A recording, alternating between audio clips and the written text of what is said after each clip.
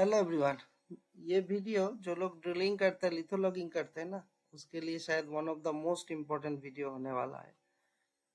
देखो, बहुत सारा चीज डिस्कस होने वाला है। जो सबसे ज्यादा इम्पोर्टेंट चीज है, फर्स्ट शुरू करते स्टिक अप लेंथ। ड्रिलिंग होने के टाइम पे ये जो ये फोटो देखो सबसे पहले। इधर जहां से ड्रिलिंग स्टार्ट हो रहा है ना, ये तो कॉलर बोलते हैं, कॉलर, बोरहोल का कॉलर है ना। तो कॉलर के ऊपर में इतना सा पाइप देखो बाहर है। इसी को प्रेस करके धीरे धीरे मशीन के द्वारा ड्रिलिंग के टाइम पे घुसेगा ना ये। तो जब 0 मीटर कुछ भी ड्रिलिंग नहीं हुआ, फिर भी ये लेंथ ऊपर है ना, तो ये लेंथ को स्टिक अप लेंथ बोलते हैं। स्टिक अप लेंथ जो ऊपर है, अप। ठीक है। इसका दो दो हिस्सा है। ये जो है, इसके नीचे जा ही नहीं सकता मशीन। इतना हिस्सा, ये जो ड्रिलर्स डेटम बोलते हैं ये जगह को, है ना, ये मशीन का हिस्सा है। इधर से पाइप घुसेगा, लेकिन आप कैसे भी करो, इससे नीचे ये जो नहीं जाएगा, तो इसको ड्रिलर्स डेटम बोलते हैं। तो टोटल जितना पाइप घुसा ड्रिलिंग होते रहेगा, ये पोर्शन धीरे धीरे अंदर जाएगा। तो इवेंचुअली क्या होगा, ये जो ड्रिल पाइप इधर के रखा है ना, रिलीवेंट रॉड जॉइंट जो है ना, ये जाते जाएगा, नीचे जाएगा, नीचे जाएगा। तो ये जो कांस्टेंट स्टिक अप है, ये फिक्स्ड है। ठीक है। एंड जो एडिशनल स्टिक अप है, इधर से जहां पे रॉड ज्वाइन रहता है ना, ये अंदर आते रहता है, आते रहता है। यही मेन ड्रिलिंग होते रहता है। तो ये कांस्टेंट स्टिक अप जो है, वो फिक्स्ड है। सो मान लो पहले 3 मीटर ड्रिलिंग होगा। 3 मीटर कैसे करके होगा, ये पहले घुसेगा, अंदर जाएगा, अंदर जाएगा, अंदर जाएगा, है ना। तो प्रेशर के माध्यम से अंदर जाएगा। तो ये चीज जब इधर टच हो जाएगा, तब एडिशनल स्टिकअप 0 हो जाएगा। तब क्या, नया पाइप ऐड करना पड़ेगा। हाँ।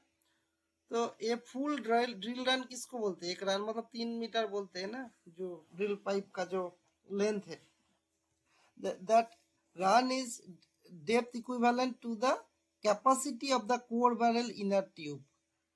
ठीक है। Keep an I on the relevant rod joints. इधर जो रॉड जॉइंट्स है, इसके बाद क्या होगा, अगेन दूसरा रॉड जॉइन आएगा, है ना। As borehole is advanced and stop drilling once this joint drawn down level with drillers datum on the rig। यही चीज हम आसान शब्द में बोला। तो ये आपको नोटिस रखना है, ड्रिलर को इधर जब आ जाएगा तो उतना तक फिर नया रॉड ज्वाइन करना पड़ता है ना। इसी को बोलते हैं एडिशनल स्टिकअप। ये एडिशन होते रहेगा, होते रहेगा। ठीक है। तो नेक्स्ट में देखो, अभी एक डीलर्स लॉग देख लो, तब इजीली पता चल जाएगा। एक टिपिकल डीलर स्टिकअप लॉग बोला जाता है इसको, है। बोरहोल का डेप्थ कैलकुलेशन के लिए क्या क्या चाहिए, देखो सब चीज क्लियर हो जाएगा। जो कोड लॉस, कोड गेन क्या होता है। सबसे पहले code barrel length. Code barrel मतलब क्या है ना, ये जो कोड ड्रिलिंग पाइप है, ड्रिलिंग पाइप का एक के बाद एक ड्रिलिंग पाइप ऐड होते रहेगा, लेकिन सबसे शुरू में जो रहता है ना, जो ड्रिल बिट के साथ लिंक रहता है जो पाइप, उसको कोड बैरल बोलते हैं। कोड बैरल सिस्टम बहुत सारा कंपोनेंट रहता है उधर, inner tube, outer tube, outer tube, वो सब डिस्कस करेंगे अपकमिंग स्लाइड्स में।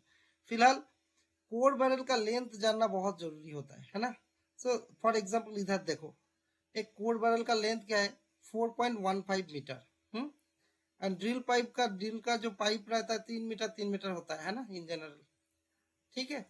तो तो फिर नंबर ऑफ रॉड्स क्या होगा, सपोज 7 नंबर।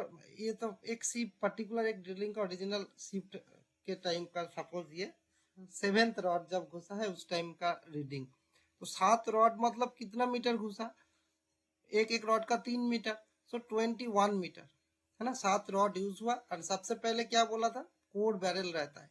कोर बैरल का लेंथ लेंथ कितना रहता है, 4.15 मीटर। सो एक्चुअल लेंथ कितना हो गया, ड्रिल स्ट्रिंग का लेंथ। ड्रिल स्ट्रिंग का लेंथ हो गया total drill rod length plus core barrel length, तो 25.15 हो जाएगा। अब कांस्टेंट स्टिकअप क्या है, 0.65। ये फिक्स है।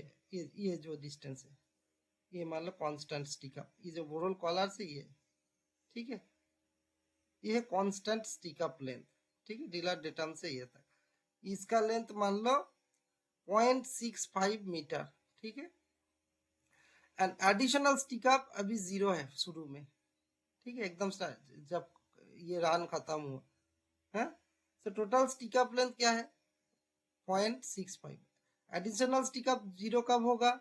जब ये पोर्शन ड्रिल होते होते इधर आ जाएगा, सो एडिशनल स्टिक अप जीरो हो जाएगा, है ना। सो सो एडिशनल स्टिक अप जब जीरो हो जाएगा उस टाइम क्या होगा? टोटल स्टिक अप 0.65 ही रह जाएगा। सो डेप्थ कितना होगा इफेक्टिवली? देखो डेप्थ होगा 25.15 माइनस ये स्टिक अप लेंथ को माइनस करना पड़ेगा ना, 0.65 कितना होता है? 24.50। देखो 24.50 प्लस 0.65 करो 25.15 आएगा। सो it is the drill depth. And previous depth कितना था? 3 मीटर एक एक पाइप है ना, तो 21.50। एक एक ड्रिल पाइप ऐड होते रहेगा, 3 मीटर ऐड होते रहेगा। सो एडवांसमेंट कितना हुआ, कितना फर्दर हुआ इस रन में? 3 मीटर, है ना। ना कोर रिकवर्ड, मान लो जो ड्रिल पाइप कोर बैरल को फाइनली इनर ट्यूब को निकाल के जब कोर को रखा है कोर ट्रे में, देख रहा हूँ लेंथ मेजर करके 2.90 आया। सो एक्चुअली 3 मीटर है कैपेसिटी, लेकिन आपका 10 सेंटीमीटर कम आया, 2.90 कोर रिकवरी हुआ। वो बहुत सारा वेरियस कारण से होता है, उसको भी डिस्कस करेंगे अपकमिंग स्लाइड्स में। जैसे बहुत सारा ब्रोकन कोर है या फ्रैक्चर्ड जोन है, उसमें क्या इतना पार्टिकल शेप में कोर कोर को तो कोर बैरल में घुसने के लिए प्रॉपर सिलिंड्रिकल शेप चाहिए। बहुत टुकड़ा टुकड़ा हो जाने से कभी कभी रुक जाता है या गिर जाता है, अंदर घुस के फिर बाहर आने को फ्रीली फॉल हो जाएगा, बिकॉज वो तो सिलिंड्रिकल शेप होने से तब तो बैरल में अटक जाएगा, है ना, तो वो पड़ा रहेगा, नीचे गिर गया होगा, बहुत सारा कारण हो सकता है। सो इसीलिए कोड लॉस है 10 सेंटीमीटर। नेक्स्ट रन में मान लो ये नाइट शिफ्ट, डे शिफ्ट से नाइट शिफ्ट शुरू हुआ, नेक्स्ट रन में जब शुरू होगा क्या होगा? सिमिलरली देखो नाम नेक्स्ट रॉड ऐड करना पड़ेगा, ड्रिल पाइप ड्रिल रॉड, तो 8th rod, this means 8 into 3 24 metre, है ना। एंड ये कोड बैरल का लेंथ तो फिक्स्ड है 4.15। सो कितना मीटर हो जाएगा drill string length? 28.15। Again constant stick up क्या है? 0.65, वो तो फिक्स्ड है। नाउ इस एंड में देखो, एट द एंड ये जीरो होना चाहिए, लेकिन 0.16 मीटर आप लोग हम ड्रिलिंग नहीं किया, है ना। उसी के पहले कोर बैरल फुल हो गया, because already existing lost material था, वो शुरू में ही घुस जाएगा। तो कोर बैरल का कैपेसिटी ऑल्दो 3 मीटर है, लेकिन कोर बैरल जो 4.15 है ना, एक्चुअली 3 मीटर पाइप प्लस 1.15 बहुत सारा चीज रहता है, मैं डिस्कस करूंगा। सो देखो एक्चुअली क्या है ना, इसका रन भी थोड़ा कम हुआ। देखो प्रीवियस रन में एडिशनल स्टिक अप एंड में क्या था? जीरो था, इसमें 0.16 मीटर एडिशनल स्टिक अप बचा हुआ है, तभी ड्रिलिंग को निकाल दिया पाइप को। क्यों निकाला? Because core barrel actually it got fill up हो गया, बिकॉज ये जो एक्स्ट्रा है ना, ये शुरू में ही घुस जाएगा। सो ऑल्दो इफेक्टिवली कुछ ड्रिल नहीं हुआ, लेकिन ये जो प्रीवियस रन का मटेरियल पहले से ही ऑक्यूपाई कर लिया स्पेस, तो फर्दर जाते जाते क्या होगा? इफेक्टिव रन तो पूरा तक नहीं जाएगा ना, उसके पहले ही फिल हो जाएगा, इसीलिए थोड़ा कम हुआ, ठीक है। सो इसमें टोटल स्टिक आप देखो 0.81 हो गया ना, बाकी सब चीज सेम रहेगा। 27.34 क्या होगा मीटरेज? क्योंकि 27.34 की होगा, इससे ये प्लस कर दो जस्ट, कितना मीटर ड्रिल हुआ इसका, है ना। ये जो 28.15 है, इससे टोटल स्टिक अप को माइनस करो तो वही हो जाएगा ना। प्रीवियस डेप्थ क्या था? 24.50 था, इसका लास्ट वाला ये इधर आ जाएगा। इसका अभी डेप्थ 27.34, तो एक्चुअल कितना रिकवरी हुआ? 2.84 मीटर। सो 0.16 नहीं हो पाया, है ना। सो कोर रिकवर्ड कितना हुआ देखो अभी? 2.84 से 7 सेंटीमीटर थोड़ा ज्यादा हुआ, बिकॉज ये जो लॉस्ट मटेरियल पहले से था उसका कुछ पोर्शन ऑलरेडी प्रीवियस वन का पोर्शन इसमें घुस गया। सो देखो इसमें कोड गेन दिखेगा प्लस 0.07। ऑल्दो कैपेसिटी 3 मीटर है, लेकिन 3 मीटर ड्रिलिंग ही नहीं हुआ ना, ड्रिलिंग हुआ 2.84। सो आउट ऑफ 2.84 2.91 मीटर हमारा मटेरियल है, बिकॉज प्रीवियस मटेरियल 7 सेंटीमीटर का पोर्शन ऑलरेडी सबसे टॉप में घुस गया, फिर फर्दर ड्रिलिंग स्टार्ट हुआ। I hope you have understood this till now. Next में अगेन देखो 9th पाइप ऐड किया, 9th पाइप ऐड करके क्या होगा? सिमिलरली उसका ऐड होने से 9 इंटू 3 27 मीटर का ड्रिलिंग टोटल लेंथ हो जाएगा। एंड ये तो कोर बैरल का लेंथ है, सो ड्रिल स्ट्रिंग लेंथ हो जाएगा 31.15। ये तो कांस्टेंट। अभी देखो इसमें देखो, मान लो पूरा ड्रिल हुआ तब कोई भी एडिशनल स्टिक अप नहीं रहेगा। सो टोटल स्टिक अप 0.65 ही रहेगा। अभी देखो, अभी डेप्थ क्या हो जाएगा, तो फिर 30.50 हो जाएगा, है ना, क्योंकि ये जो 31.15 से ये 65 माइनस करने से वही होगा, है ना। सो उसके बाद देखो प्रीवियस डेप्थ, इसका जो लास्ट डेप्थ है वही हो जाएगा। इधर ऐसा करके लिखना पड़ेगा। अब एडवांस कितना हुआ, ये देखो, ये इसका एडवांसमेंट देखो 3.16 मीटर हुआ, तभी तो ये स्टिक अप 0 होगा ना। प्रीवियस में तो 16 कम था, ये स्टिक अप 16 बचा था ना, तो वो स्टिक अप को इधर मेकअप किया। सो कोर रिकवर्ड क्या हुआ, 3.22। इसको चाहो तो आप पॉज करके आसानी से समझ सकते हो। इसमें भी देखो थोड़ा बहुत कोर गेन हुआ, ठीक है। सो ऐसा करके ड्रिलर में कब देता है। इसमें देखो 3.16 है ना, टोटल एडवांसमेंट हुआ, एंड कोर रिकवर्ड हुआ 3.22, तो प्लस 0.6 हुआ, 0.06 हुआ, ठीक है। नाउ पॉइंट इज दैट अगर 3 मीटर आप बोल रहे हो लेंथ है, तो 3.22 तो हो नहीं सकता। कैसे हो रहा है, उसका कारण भी है। उसका कारण मैं दिखाऊंगा, बहुत अच्छी तरह डिस्कस करूंगा। ये पोर्शन से एक्चुअली हम लोग बोरोल डेप्थ जब इधर बोलता हूँ ना, एंड ऑफ द रन इधर बोलते हैं। तो ये जो थोड़ा बहुत पोर्शन है ना, ये मैं प्रीवियस वीडियो में भी है, इसको कोर स्टॉप बोलते हैं। जो कोर का जो स्प्रिंग है ना, वो थोड़ा अंदर रहता है, बिकॉज ये ड्रिल बिट भी है ना, ड्रिल बिट का एक पोर्शन रहता है ना, उसी के लिए ये होता है। मैं दिखाऊंगा, फिलहाल इसको अभी तक समझा। नेक्स्ट में core loss, core gain and core recovery में बारे में थोड़ा स्टार्ट करेंगे।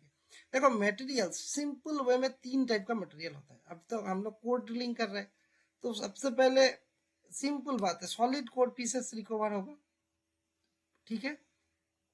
सो 10 सेंटीमीटर और मोर इन लेंथ जिसका रहता है ना, जो आरक्यूडी में भी यूज होता है ना, 10 सेंटीमीटर से ज्यादा या 100 मिलीमीटर या उससे ज्यादा लेंथ को हम लोग स्टिक्स बोलते हैं। एंड जो कोर का लेंथ 10 सेंटीमीटर में से थोड़ा कम होता है, उसको पीस बोलते हैं।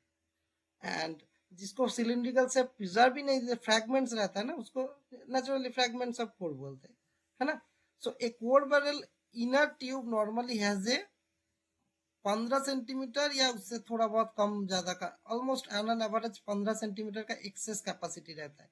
जो मैं अभी दिखाया था ना, ये वाला लेंथ ऊपर में भी थोड़ा रहता है कभी कभी, तो ये एक्स्ट्रा, ये 15 सेंटीमीटर रहता है। इसको एक्चुअल एक प्रिजर्व कोर नहीं रहेगा, लेकिन फ्रैगमेंट आने का चांस रह जाता है उधर, ठीक है। ये एक्सेस कैपेसिटी किस लिए रहता है, it is depending upon how the inner tube head is adjusted to allow for an average length of stub to be picked up from the previous run. And ये जो stub है ना, वो हमेशा नहीं रहेगा, बहुत सारा क्लेई मटेरियल, स्टिकी मटेरियल्स होने से वो ज्यादा आ जाता है, ठीक है। So a short drill run occurs when the core barrel inner tube is pulled after a short borehole advance.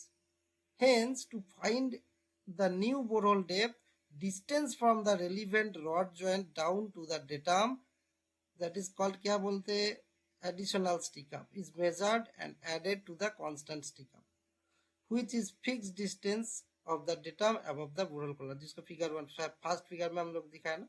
So this combined length is then taken, then subtracted from the length of the total drill string. Drill string including क्या क्या होता है, total number of drill pipe multiplied by 3 metre, क्योंकि एक एक pipe का 3 metre रहता है ड्रिलिंग रॉड का, एंड कोर बैरल का जो 4.15। तो ये टोटल लेंथ ड्रिल स्ट्रिंग से ये constant plus additional stick-up, total stick-up को माइनस करना है, दैट इज ड्रिल डेप्थ हो जाएगा ना, ठीक है। बॉटम द सो आप रेलिवेंट रॉड जॉइंट को अभी इसीलिए हमेशा देखना है, रेलिवेंट रॉड जॉइंट मतलब टॉप में जो है ना। So evidence of under reported core loss is easy to find. Rod counts to confirm the drill string length, including fully assembled core barrel outer tube length, are distinctive. ये सब चीज तो simple mathematics है।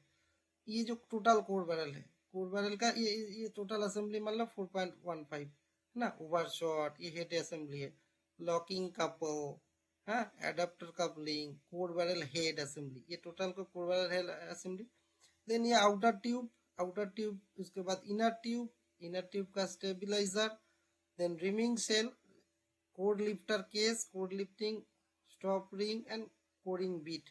ये सब जगह पे ना थोड़ा डिस्टेंस रहता है। जो कोड लिफ्टर जो स्प्रिंग रहता है इधर थोड़ा डिस्टेंस रहता है, जो वो एक्स्ट्रा डिस्टेंस के लिए कभी कभी कोड गेन हो जाता है। ये डिफरेंट पार्ट है। सो ओवरऑल आप 11 हिस्सा सोच सकते हो। ये देखो एक एक मतलब इधर एक एक करके दिखाया ना, एक से लेके 11 हिस्सा है। So it is exceedingly rare to find that a driller has produced more core than borehole, है ना। सो कोड गेन कभी कभी होता है, बोरहोल का एक्चुअल जितना रन हुआ, जितना मीटरेज हुआ उससे ज्यादा कोड हो गया। कब होता है? कोड लॉस तो बहुत कॉमन है, ठीक है, बट कोड गेन कब होता है? whenever the core recoveries exceed the core barrel inner tube capacity, core gain is observed। inner tube का जो कैपेसिटी है उससे ज्यादा हो जाएगा। अभी फोटो दिखाया, अगेन दिखाऊंगा, don't worry.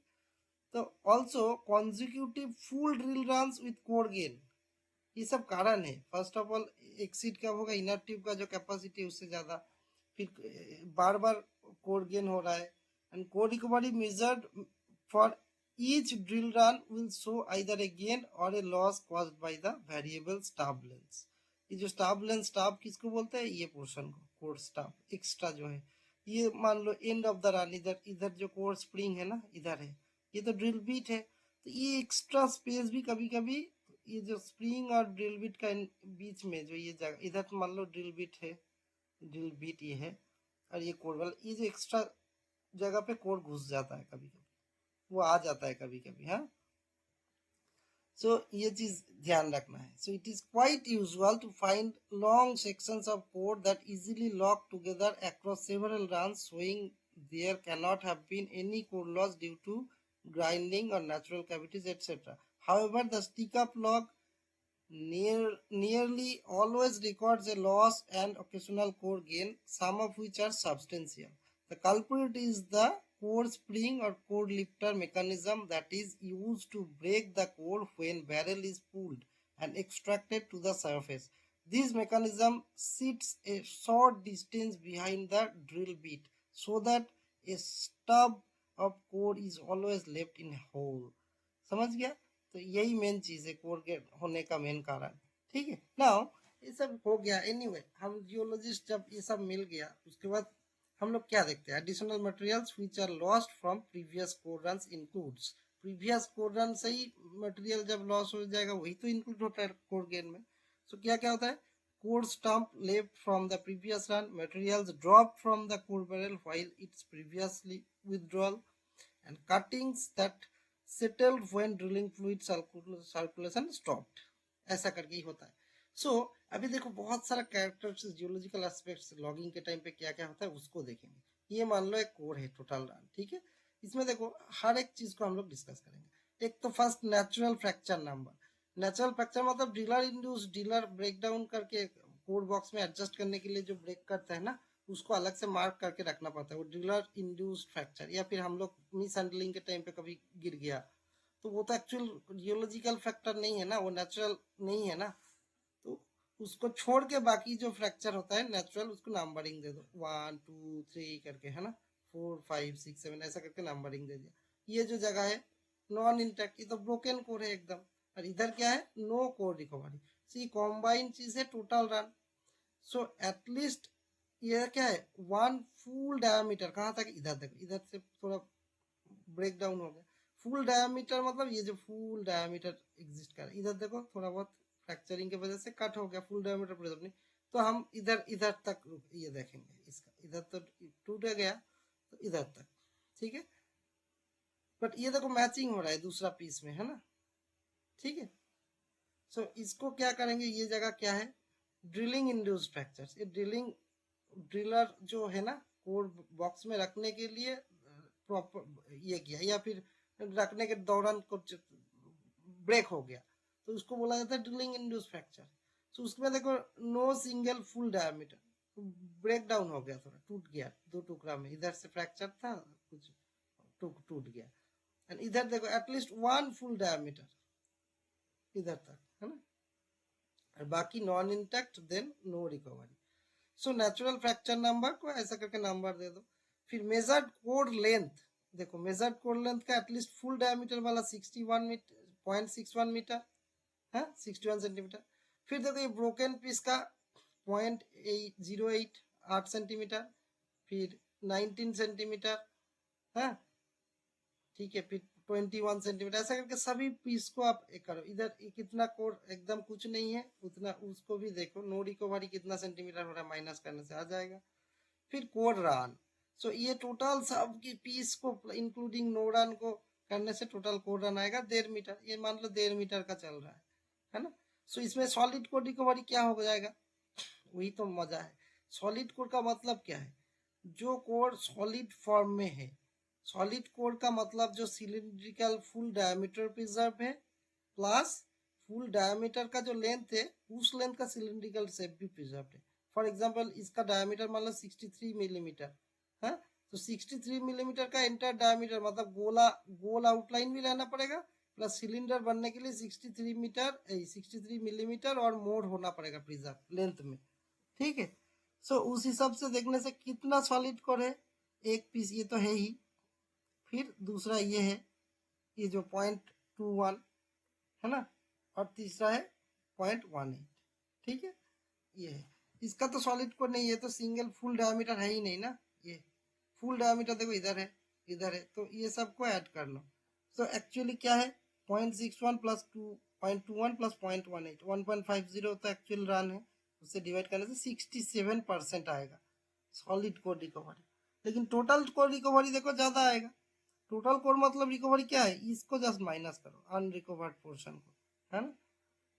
So 69 plus 0.19 plus 0.51, तो 61 प्लस 8 69 19 21 18 12 कितना हो रहा है, 51 हो रहा है, ठीक है। सो 93% आएगा।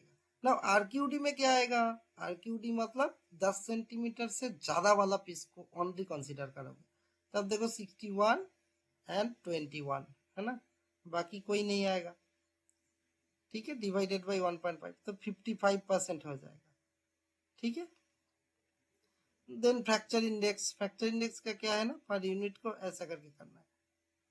टोटल कितना फ्रैक्चर है, 1 2 3 4 5 6 7 8 9 बोल रहे हो, तो 5 क्यों कर रहे हो इधर, देखो टोटल लेंथ जो है ना 69.69 है इधर, उसके बाद 0.19 है ना, प्लस 0.21, ये जो फ्रैक्चरिंग इंडेक्स का ये पोर्शन को क्या करना है, पर मीटर रन में देखना है, पर मीटर रन में।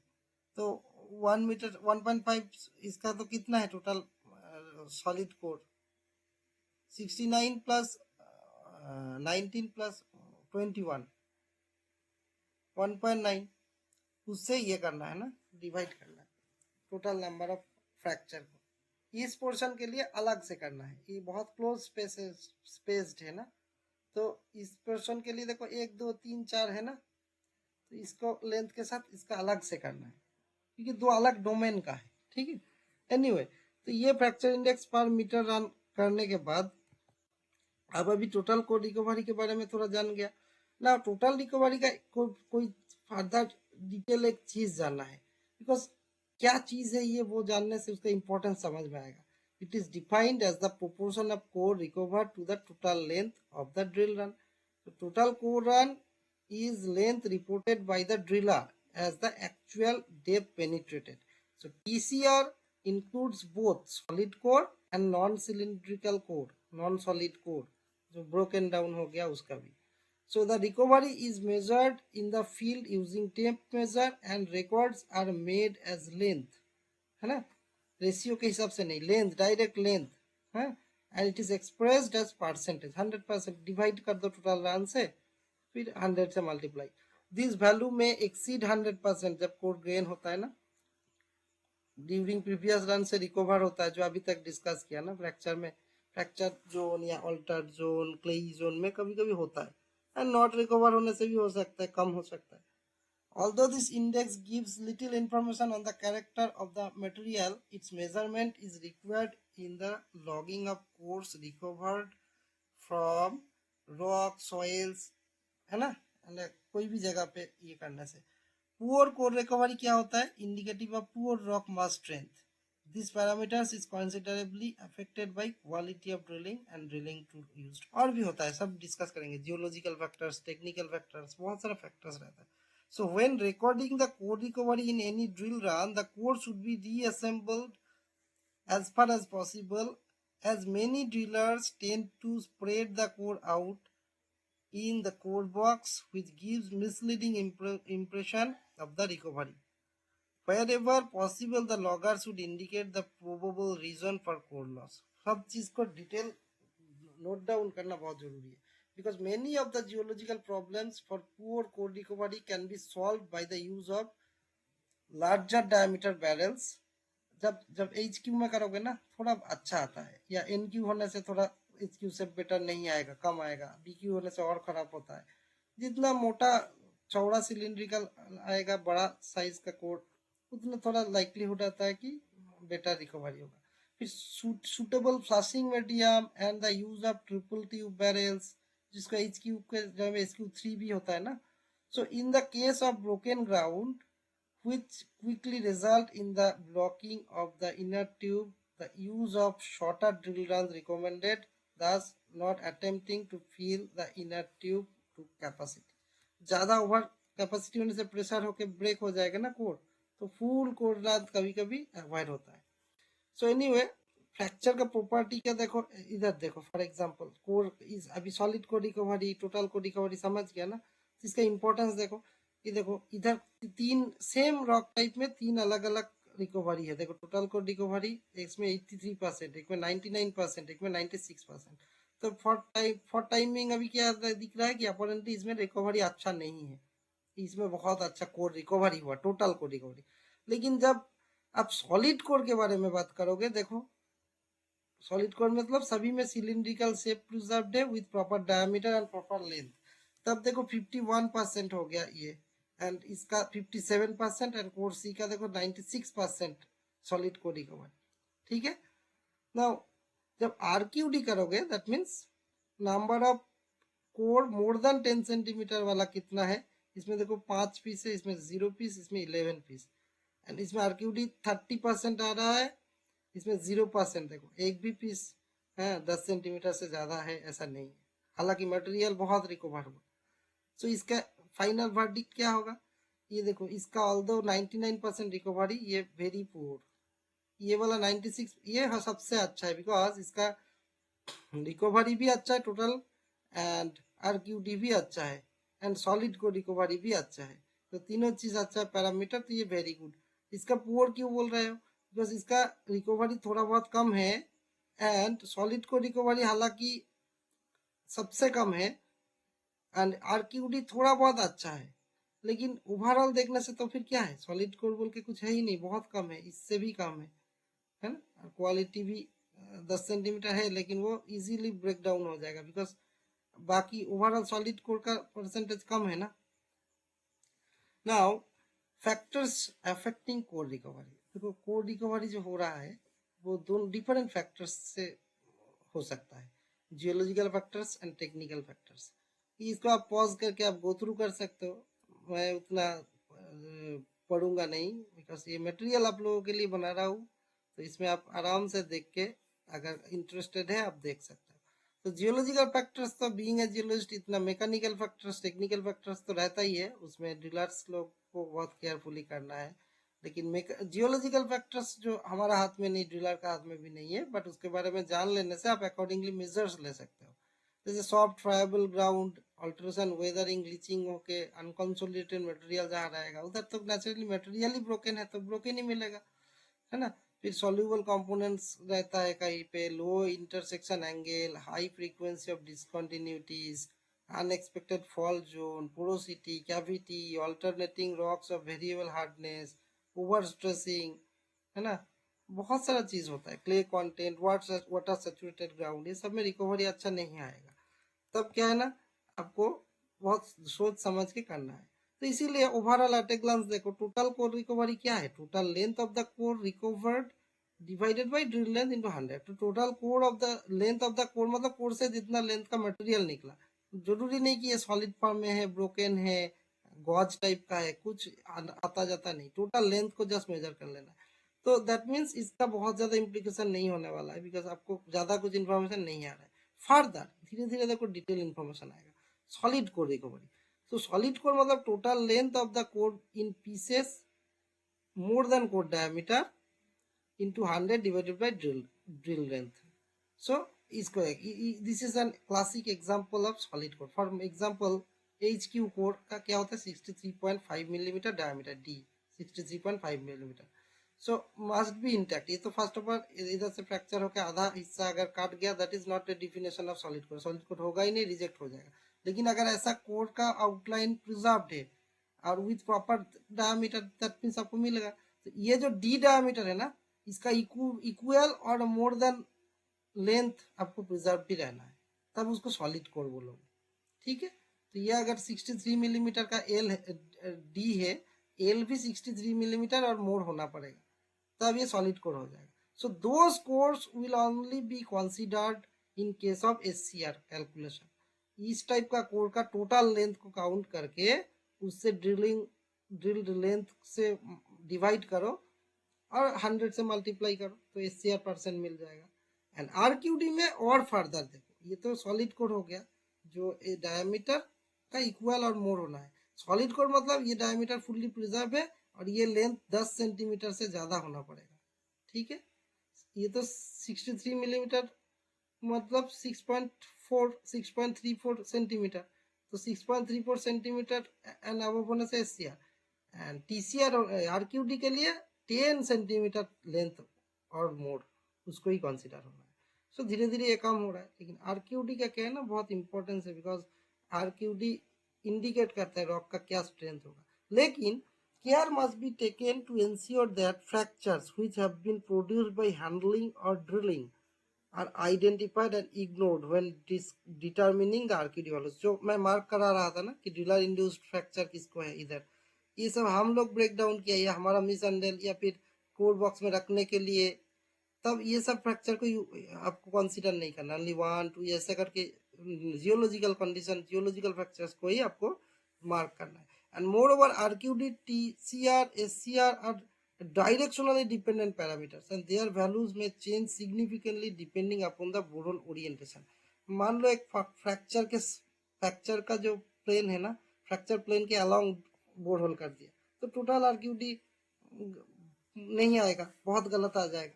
लेकिन अगर फ्रैक्चर के अक्रॉस कर रहे हो तो एक सर्टेन इंटरवल में ओनली आरक्यूडी खराब आएगा, लेकिन रियल पिक्चर और करेक्ट रहेगा ना कि आरक्यूडी अच्छा है, फिर जब फ्रैक्चर जोन आया उसमें खराब आया, फिर फ्रैक्चर जोन आप क्रॉस कर गया तो अगेन आरक्यूडी अच्छा हो जाएगा। लेकिन अगर फ्रैक्चर के अलोंग ड्रिल कर रहे हो तो टोटल आरक्यूडी गलत आ जाएगा, खराब आ जाएगा ना, आरक्यूडी बहुत टोटली गलत आ जाएगा। सो ये डिपेंड करता है डायरेक्शन ऑफ ड्रिलिंग, फॉर्मेशन का कैसे एंगल से, थोड़ा अंडरस्टैंडिंग बहुत जरूरी होता है।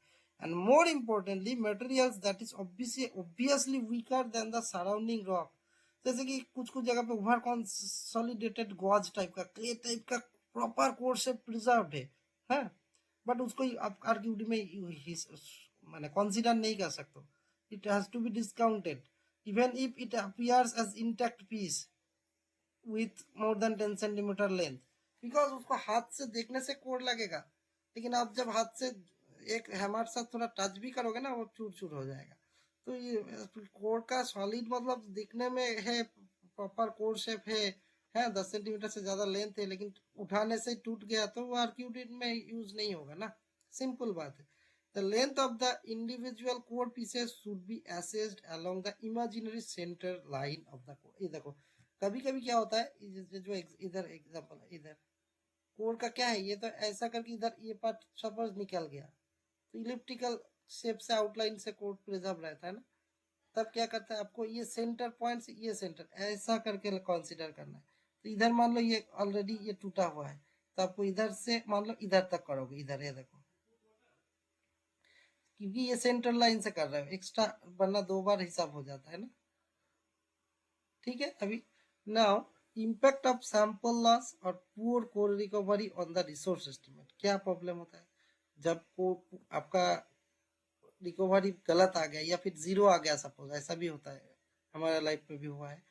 तो जो रन में 0 हो गया, आपको तो उसमें कुछ नहीं कर सकते, ड्रिल डेप्थ बढ़ते जा रहा है, आपका रॉक और रिकवरी नहीं हो रहा है, तो फिर आप क्या करोगे, या फिर बहुत कम रिकवरी हो रहा है, तो एक्चुअल थिकनेस जो है वो ड्रिलिंग के हिसाब से बहुत डेप्थ तक चला गया, लेकिन आपका पास मटेरियल नहीं है, तो आपका एस्टिमेट किसका करोगे, है ना। So depth and thickness estimation is difficult for specific lithological और grade zones in the overall mineralized zones. Accurate estimation of grade is impossible. Accurate determination of tonnage factor therefore will also be impossible. So in that cases क्या होगा, बहुत दिक्कतें आता है, तो इसीलिए core recovery होना बहुत जरूरी है। एज ए थंब रूल 80% पर 85% और 80% से ज़्यादा होना बहुत जरूरी होता है टोटल कोर रिकवरी, ठीक है, at least total core recovery.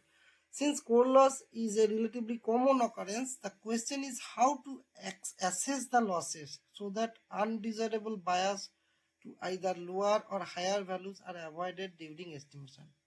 So, first of all, geological observation, and जहाँ पे less than 80% कोर रिकवरी हुआ या बहुत कम हुआ, तब तो आपको ऊपर और नीचे का जियोलॉजी और आपका सरफेस एग्जामिनेशन सब चीज़ देखना है, एंड आपका एक्सपीरियंस सब काम आता है, कैसे करके आप उसको डाइल्यूट करोगे या मिनिमाइज करोगे, so that error can be avoided और ओवरऑल एक फेयर इनफ आइडिया आपको मिल जाए। सो इसी के लिए the project stage and database size also has some bearing on magnitude of the problem. Clearly if only 3 और 4 इंटरसेक्शंस, मान लो आउट ऑफ 100 मीटर कर रहे हो, कुछ छोटा पार्ट में कोर लॉस हुआ, तब आप उसको कंसिडर कर सकते हो, थोड़ा बहुत आप एरर को आइडिया हो जाएगा पूरा कोड को स्टडी करके। लेकिन अगर 50% से ज़्यादा कोड लॉस है, आप 100 मीटर ड्रिलिंग किया और आपका कोड है 50 मीटर का, तब आप वो तो गया, वो बहुत मुश्किल हो जाएगा, आप उसको ज़्यादा कुछ यूज़ नहीं कर पाओगे, है ना। इज दैट तब क्या क्वेश्चन अराइज होगा कि तुम्हारा डेटाबेस वैलिड क्या होगा रिसर्च एस्टिमेशन के लिए, नहीं होगा। Should more drilling be undertaking to see if better recovery is achieved. Further decide करना तुमको सोचना पड़ेगा कि और कुछ ड्रिलिंग करे दूसरा कुछ जगह पे, ताकि बेटर को रिकवरी कहीं पे आए। In some instances very poor ground condition में क्या है, आरसी ड्रिलिंग करना पड़ता है, तब रॉक चिप निकालना पड़ता है ना, रिवर्स सर्कुलेशन ड्रिलिंग करना पड़ता है, तब क्या होगा, तब आपको थोड़ा बहुत कोड चिप्स, कोड तो नहीं मिलेगा, रॉक चिप मिलेगा, उसको स्टडी करके आप अलग स्टाइल से आप डेटाबेस बना सकते हो, जहाँ पे कोड पॉसिबल ही नहीं है बनना, है सभी चीज का उपाय है। And code loss and sample support का कॉन्सेप्ट बहुत जरूरी है। कोड लॉस जब होगा, sample support is an important Jio statistical consideration. इसमें क्या होता है ना, डायरेक्ट मैं एग्जाम्पल पे आ जाता हूँ। देखो एक एनक्यू कोड को मान लो एग्जाम्पल के तौर पे कि 1 मीटर लेंथ है, हाँ, एंड इसमें क्या है ना, मैं पढ़ रहा हूँ, taking NQ core as an example, 1 metre length of core has a different support to that of 0.25 metre length of core. तो कोड रिकवरी कितना हो रहा है उसके ऊपर। Similarly 1 metre NQ core differs from 1 metre BQ core. In the code loss framework, we have a support issue when, for example, 0.5 meter of recovered code is being used to present 1 metre composite। इसके पहले बहुत लोग study किया नागेट effect, जैसे कि highly continuous ore bodies where support discrepancy is not problematic as that of variance between two supports is not great. However, in less continuous ore with higher nugget effect the situation is very different। देखो simple बात है, जब तुम मान लो commodity के हिसाब से, bulk commodity से ग्राफाइट कोल इसका रिसोर्स एस्टिमेट कर रहे हो, तब ड्रिलिंग का कहना कोल तो सीम के हिसाब से, आप कहीं से भी कोड लॉस कुछ कुछ पार्ट में होने से भी आपको एडजेसेंट होल एडजेसेंट सब जगह का, ऊपर का नीचे का रान सब जगह का आप आराम से कर सकते हो। लेकिन जो बहुत छोटा, बहुत कॉस्टली, जैसे गोल्ड छोटा वेनलेट्स में रहता है, तो उसमें इन छोटा कोड लॉस भी बहुत बड़ा इफेक्ट कर जाएगा ना, उसका वेटेज टोटली अलग हो जाता है ना। जब बहुत कॉमन जो बहुत परसिस्टेंट कुछ मिनरलाइजेशन ग्राफाइट कोल, ये सब कोल सीम के तरीका से रहता है, उधर पूरा एंटायर रानी तो मिलते रहेगा, कम ज्यादा मिलते रहेगा। लेकिन गोल्ड का क्या है ना, गोल्ड बहुत थीन एरिया में छोटा जगह पे रहेगा, बहुत माइक्रो क्रैक्स वेनलेट्स में रहेगा, तो उधर इन सच केसेस क्या होगा, थोड़ा सा कोड रिकवरी प्रॉब्लम भी बहुत बड़ा असर दिखाएगा। That's what it want to say, that's all. Now इसका तो फिर further methods to deal with core loss and grade. देखो 3 मेथड है, 3 मेथड को थोड़ा याद रखो, उसके बाद एक स्टैटिस्टिकल पार्ट आएगा। सिंपल बात है, फर्स्ट मेथड आप ऐसा करो, टोटली इग्नोर करो, जितना कोर्नर आया उसी का ग्रेड को कंसीडर करो।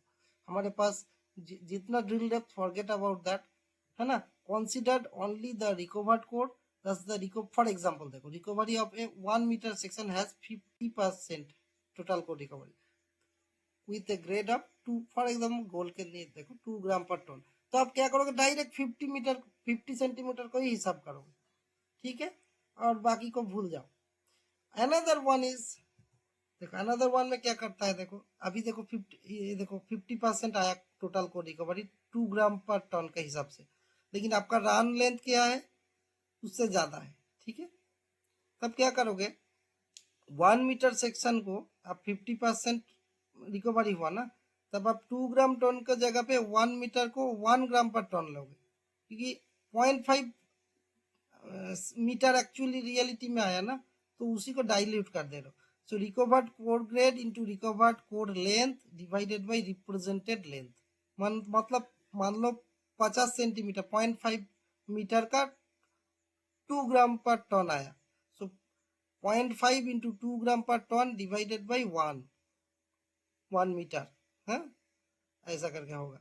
तो ओवरऑल दैट मीन्स क्या, डाइल्यूट कर रहे हो तुम, 1 मीटर का हिसाब कर रहे हो, ग्रेड को 0.5 के हिसाब से 2 ले लिया, लेकिन नीचे 1 मीटर कर रहे मीन्स एक्चुअली इफेक्टिवली ग्रेड को तुम हाफ कर दिया। And third one is very interesting, another approach considers lost material grade to the deposit average, the average of the two closest sample, आसपास का सैंपल को देखना है। जैसे कि for example based on the core recovery of normal nominal 95%, तुम मान लो 95% total core recovery को हम लोग स्टैंडर्ड मानते हैं कि इन जनरल ये होने से रिप्रेजेंटेटिव होता है, बट तुम्हारे पास 1 मीटर का एक इंटरवल है जिसको 50% रिकवरी हुआ, ऐसे आया 2 ग्राम पर टन मान लो।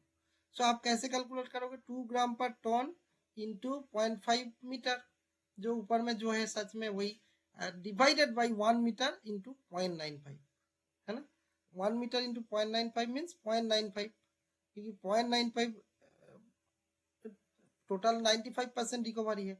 सो स्टैंडर्ड रिकवरी, इसमें डायरेक्ट 1 मीटर कर रहे, इसको 95 सेंटीमीटर से डिवाइड कर रहा, दैट्स ऑल, ठीक है। लेकिन ये वाला जो मिडिल वाला है, ये सबसे कॉमन है, लोग करते हैं, डाइल्यूट करते हैं, because it assumes that non recovered core has 0 grade, which is unlikely, but at least there is less chance of overestimation। आप जानबूझ के अंडर एस्टिमेशन कर रहे हो, लेकिन अंडर एस्टिमेशन का प्लस पॉइंट क्या है ना, आप इतना कॉन्फिडेंट रह सकते हो कि इससे ज्यादा होगा लेकिन इससे कम तो नहीं होगा, जो कि सबसे बड़ा बात है, कॉन्फिडेंस का बात है ना। सो और एक चीज है अपार्ट फ्रॉम दैट, आप सिंपली वो सब ना करके भी एक सिंपल तरीका है, rather than attempting to correct for the impact of core loss on grade estimation, an alternative